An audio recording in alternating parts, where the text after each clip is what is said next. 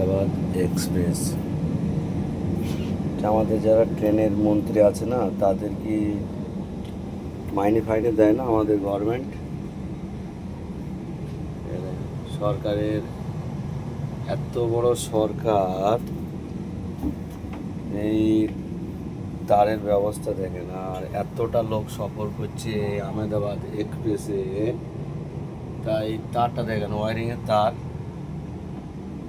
এই দিক দিয়ে, এই দিক দিয়ে, এই দিক দিয়ে, এই দিক দিয়ে গজিয়ে এই দিক দিয়ে।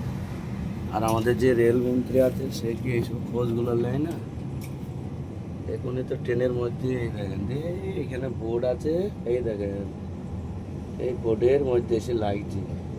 এখনই যদি ট্রেনের মধ্যে আগুন ধরে যায়, তাহলে মানুষ তো সেটা বুঝবে না, বিভিন্ন ধরনের বিভিন্ন জন্য কথা বলবে, অমক তমক। আদৌ সেটা না দেখেন, আপনারা নিজে চোখে দেখেন, একটা ওয়ারিংয়ের তার দিয়ে, এইটা দিয়ে, এইটা দিয়ে, এইটা দিয়ে, এইটা দিয়ে, এইখান থেকে আসছে।